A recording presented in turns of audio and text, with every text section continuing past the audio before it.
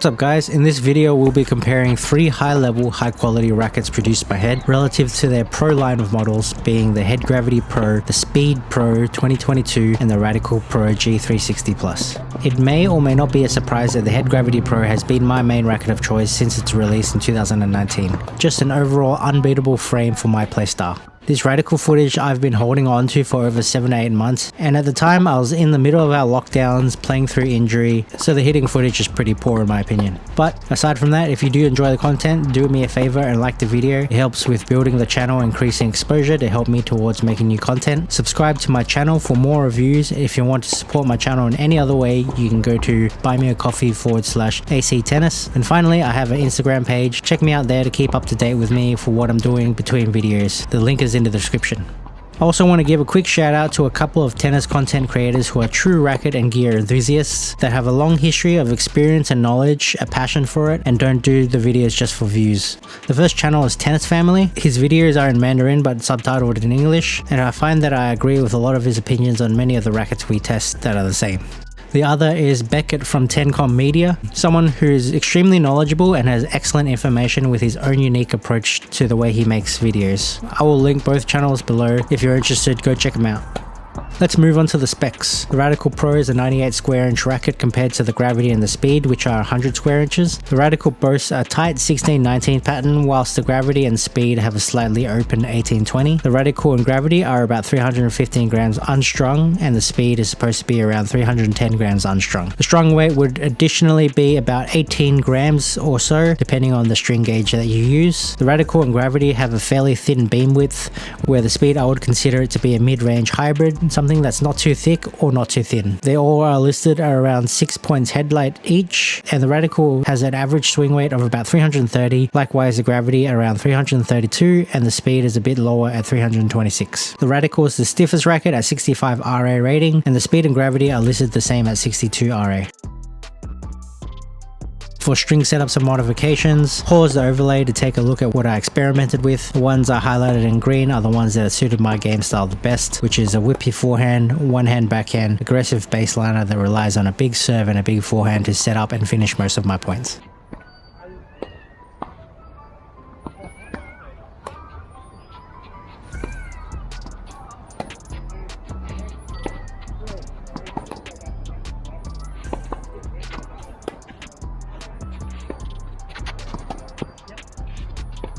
Let's start with the Radical Pro. For the feel and stiffness, the Radical is semi-firm, where it's not stiff and not soft, but it's comfortable when you hit the right tension. I think it's a bit softer than the Extreme Tour, but nowhere near as comfortable as the Gravity or the Speed. The ball comes off the strings pretty fast, not too much ball pocketing or dwell time on the strings, so quite a direct feel with a firm impact. The whole racket gives you quite a smooth feel when you strike the ball, and there's no sign of hollowness. For power, I'm not entirely sure if it was just a Radical that I had, but my usual tension of 48 pounds made it feel like one of the lowest powered rackets that I've used in recent memory. I had to treat it almost like a tight 18-20 95 square inch frame, and for me it worked a lot better when I used 4 to 8 pounds lower than my usual setup. That allowed for a much nicer feel and a lot more forgiveness that really brought out all the better qualities of the Radical Pro. If it was just my normal tension, it was too far unrewarding for a racket with 65 stiffness. At a much lower tension, then it had the ability to have some put away power, and the rally pace was more withstandable. For maneuverability, the Radical seems less maneuverable than the specs would suggest. You would think that it would move quite fast given that it's not a very thick frame, but something about the feeling of it in my hand made it seem more clunky than it should have, almost as if I was holding onto a thicker racket than I was actually. And both my forehand and backhand did suffer a little bit, but since my playtest I have changed my swing a little. I am much healthier now, and I feel like that my whole experience would probably be a lot more favorable. For control, the Radical's low-powered response gives a lot of control by nature, but I had to go for bigger swings to play an effective ball, resulting in me having to overcompensate whether that was over or undershooting my shots. You need to be very focused and move well to get the most out of this racket, and it didn't provide me much of anything for free. It's definitely the most difficult of the 3 rackets to use to maintain a high level against a high level opponent. For spin, the Radical didn't really produce that much spin, definitely not on its own, but the launch angle was not too bad either, even though it was really tight 16-19 pattern. So you could get some decent safety margin on your shots, and you could mix between a flatter trajectory and a higher trajectory pretty easily, but I suspect that the RPMs itself on the spin was pretty low, and something that you really needed to self-generate. For slice, the Radical has a very dense string pattern, where it nearly acts like an 1820, which means the slice was fairly reliable and easy to perform, but that slight slowness and maneuverability, as I mentioned, did kind of affect me on the defense, where I wasn't able to get around the ball as easily. For serves, at the time I couldn't really serve to the best of my ability compared to now, so it definitely deterred my experience somewhat, but I thought it was a relatively good serving racket. It doesn't really mirror any of my concerns in terms of maneuverability, power and spin as much as I thought it would, because generally I trust my serve and my swing, and the control was there for all kinds of variety of serve types. For the forgiveness, really quite a difficult racket to use at my normal tension, making it very unforgiving, and combine that with its stiffness rating, it didn't particularly feel great, because for a mid-level stiffness, it provided no power and no forgiveness, as I mentioned. Dropping the tension did wonders for opening up the sweet spot in power, which made it a much better experience, though out of the 3 frames, it's still the hardest to use, and because I have a preference of ball pocketing and flex over direct and crisp responses, personally I would still choose the Prestige Pro over the Radical Pro. For stability, there's no real issues with stability. The stock swing weight is quite high. The one I bought was at 327 strong at the time, and anything that is around that range usually does quite a good job. The return of serve is fairly straightforward with defensive blocks, and it held steady on most power shots that I was defending. For volleys, I found volleys to be quite enjoyable. One of the few shots where I don't actually mind less ball pocketing to get an immediate and reactive response when volleying. Coupled with good stability, I thought it did an overall good job at the net. Let's talk about the Speed Pro. Feel and stiffness for the Speed Pro is a very high contender for feel. It balances both pocketing and stability. The sound and feedback is also really nice in my opinion. It's like combining the Aero VS and the Gravity Pro together. Like the Aero VS, it gives you a slight ping off contact instead of a dead thud, even with the dampener in, but you also get the comfort level of something closer to the Gravity, which kind of gives you the best of both worlds. For power, the Speed provides moderate rally power, nothing amazing, but still enough power on full swings to help you finish off points. Definitely more than the Radical for a consistent level of pace for rallies, but slightly less put away power than the Radical and less than the Gravity overall. What I didn't like so much was the consistency of hitting flat shots for some reason. Surprisingly, for an 1820, I found that my power shots tended to sail just slightly a little bit long or just clip the top of the net more than I'd like.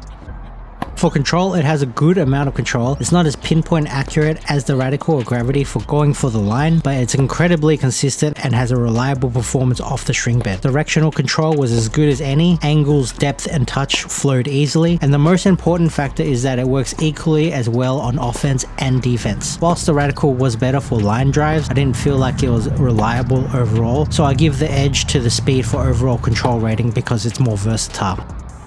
Maneuverability, the Speed is not difficult nor easy to maneuver. This is akin to the Radical, except if you put them on a scale, the Speed leans towards the more maneuverable side, whilst the Radical leans towards the more difficult. And what I mean is, the Speed is not going to be as fast as something like the EZO 98 or the Aero VS, but for its static weight, swing weight and beam thickness, it does a really good job. So for high, intermediate and advanced users, they would consider it quite easy to use. And if you're intermediate and haven't built up the strength, it would probably take a slight adjustment period to build up that muscle.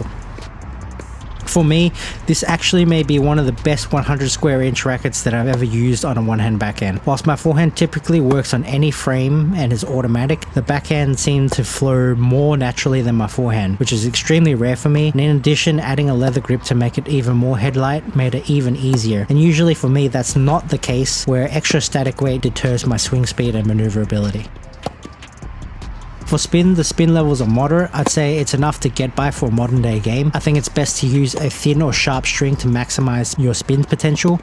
The beauty of the Speed is that because the swing weight range is lower than the Gravity on average, it means you can get away with your normal string choices and thickness or gauges. With the Gravity, I was relegated to using a thin string to reduce swing weight because the swing weight was slightly too high. Using a thin string, even if it was a spin friendly string, did hamper my spin potential because a thin string can only provide so much spin. The slice with speed did not actually go well with my natural swing path, which is the same that I use for every other racket, including my gravity. On that sole basis, the speed was surprisingly terrible for my slice, as they seem to be floating very high and long. But to compensate this, I adjusted my grip to close the face more, and that definitely fixed the issue. And now the slices are very good, low, spinny, and consistent. So it just goes to show so many rackets are based on someone's individual style and preference. So I'd say don't judge a book by its cover. And obviously within reason, that's why it's important to not just try a racket for a few hours and make a full judgment, because the adjustments of strings, tension, and your swing style have such a huge part to play in how a racket responds. For the serve, the flat and slices were very good, incredibly accurate. I could hit all my spots, though I'd say it produces maybe around 85% of my full power potential compared to my best serving rackets. So you do give up just a bit on the pace, but targeting, like I said, is very good. Kick serves probably a slight struggle for me, as I couldn't find my swing to get a good solid kick, but I think I could get better over time, or maybe the MP could be a better variant for my playstyle. For forgiveness, it is an 1820 racket, and it is slightly on the more open side like the Gravity Pro. I think it's a pretty damn forgiving racket, maybe just a bit less than the Gravity Pro. The combination of it being 100 square inches and a 23mm beam, combined with good maneuverability for its rate range, gives you a very forgiving modern day frame. The stability is solid enough where there's no glaring weakness, and the forgiveness of the racket allows some leeway to mistime some of your shots, and the racket doesn't end up shaking all too much. For the stock swing weight, its mix of maneuverability and stability made it a pretty nice returning racket where I could block and take half swings at the ball, and the frame stayed solid throughout contact for the most part.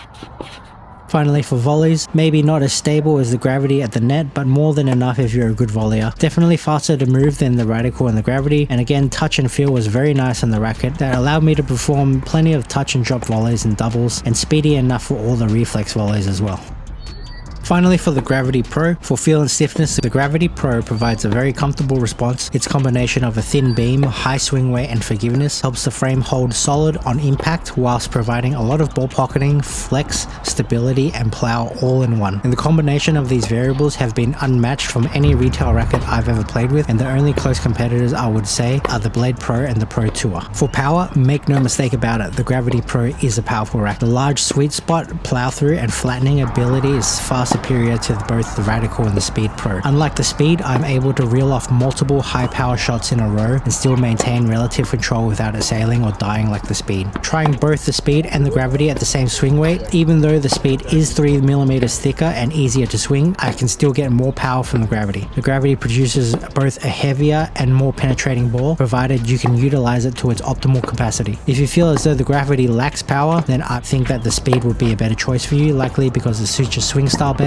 and your strength level better. Either that, or you're just using a Gravity Pro that's way out of your spec range and you need to find one that's relative to what you can use. For control, the Gravity is primarily an attacking racket, so you're going to want to use both its power and accuracy to gain control of the point and finish at the net. It has the extra precision that the Speed doesn't have on the full attack, but it's not as fluid to use on the defense as it can be a little bit unwieldy with the wrong spec, but it is offset by its huge level of forgiveness. I would give overall consistency and rally control to the Speed, but for pure offensive control, that goes to the Gravity. The specs of my Gravity are basically the stock form specs, and I found that I do not need any extra static weight or extra swing weight, and I play my absolute best when the specs match basically what Tennis Warehouse averages are. For maneuverability, the Gravity Pro, as many would note, can be a little heavy or too hard to maneuver, and you really need to pre-measure your spec to get one that's lighter before you buy one, and this allows you to play the Gravity close to the intended spec, even with an overgrip and dampener. But more importantly, if you find an underspec one, it will allow you to use your string of choice in its normal gauge, which is the most important factor to maximize your performance. If it's too heavy, you can use a lighter replacement grip and an overgrip to maintain the same static weight, and thin strings to reduce swing weight, which I found really helped me from thinking the Gravity Pro was just an okay racket to becoming my favorite racket of all time. It was really just the static weight and swing weight that I had to change, and once it matched my playstyle and strength levels, it was day and night. I'd say the major con to the Gravity Pro is that it's typically too heavy to manage for most people, and having to find one under its intended spec is kind of cheating a little bit, because the likelihood of you getting a Speed in a manageable swing weight is more probable. But honestly, any racket I choose to buy brand new, I would never buy it without pre-measuring considering the specs anyway, so if you are going to spend that much money, I think you should spend it right.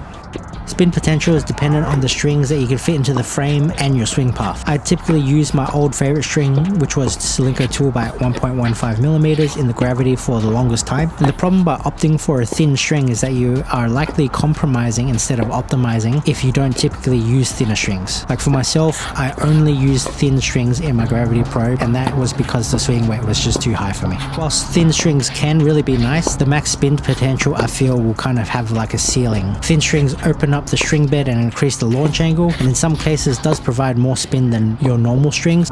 That was until I bought a backup Gravity Pro that was far more under spec, where I was able to use my normal string of choice, which allowed me to both swing fast but gave me the option of using my sturdier, sharper and thicker gauge polys. Logically, I find this provided me with more energy transfer into the ball, therefore providing me a heavier spin shot. Now I could achieve both heavy spin and heavy penetration combined, along with my normal gauge, which would give me the most control, making it a truly all-round frame for every type of shot selection.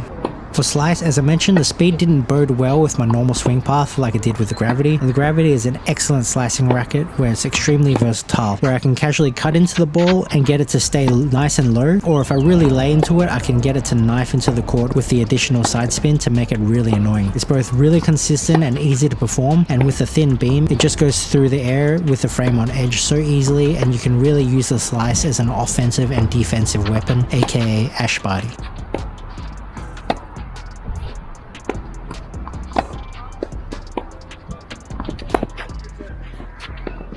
For serves, the serves are definitely much more tiring to maintain over the course of a match, but extremely rewarding. You can get a ton of pace and penetration, you still get the full benefits of all the accuracy, the plow, and the spin potential is still high, allowing for me to perform better kick serves than my Speed Pro. Your Gravity is more of a rewarding serving racket, but if you want to use it for your long matches, you really need to build up that strength to be able to maintain that swing throughout the match, because it is very tiring. The speed is more beneficial in the long run for most people, as it's easier to handle and maintain a good solid serve pace and high level of accuracy. I would also put the Radical Pro in a similar range to the Gravity Pro in terms of the strength that you need.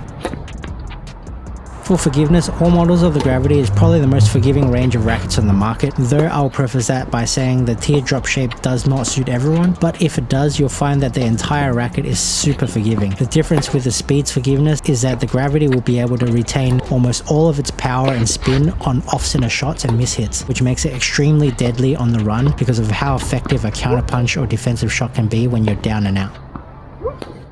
For stability, the Gravity Pro is solid to the core. It doesn't matter if it's 330 grams, 340 grams, or 350 grams. It will play very steady with no customization, and I personally try to play with its lowest static weight possible so I can maintain a fast swing, but I have experimented with all ranges of different balances and setups, and the stability doesn't seem to change at all. It's mainly the maneuverability is what changes. The stability is a huge factor and what gives me a unique feel, but also that plow and power as I mentioned.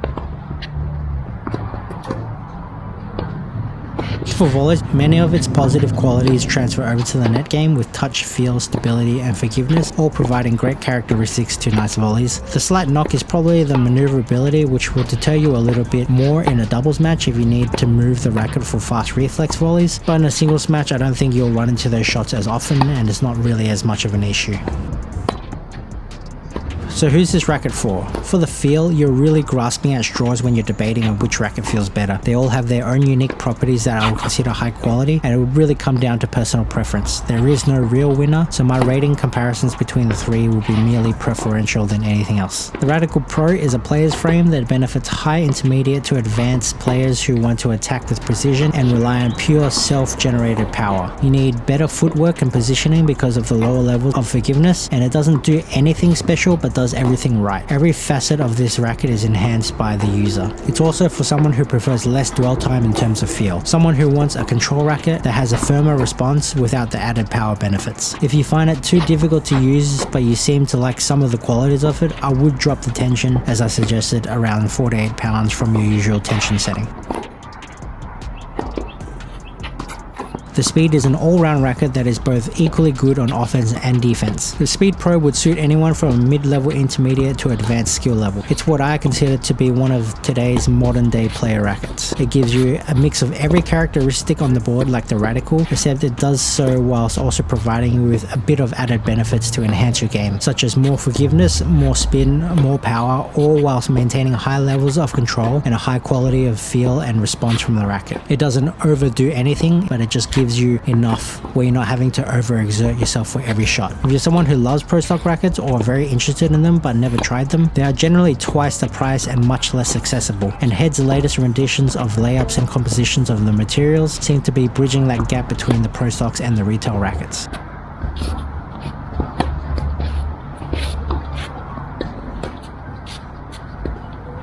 The Gravity Pro is also an advanced all-round racket, primarily suited towards aggressive baseliners that want a mix of feel, comfort, crazy levels of forgiveness, and power. By no means will it suit many people due to its general unwieldiness, but finding one that is in your spec range may be the best thing that you ever did. I still do enjoy plenty of new rackets, but as an overall package for my style, nothing has knocked this one off the throne quite yet.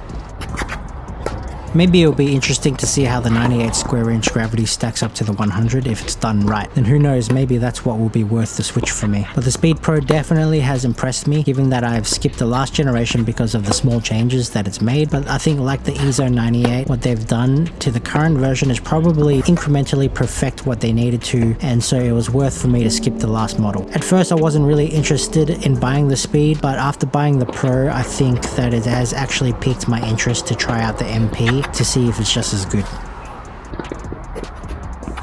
That does conclude my review. Check out my racket rating comparison at the end of the video, and be sure to like and subscribe if you liked the video and want to see more. Thanks for watching, and I'll see you guys next time.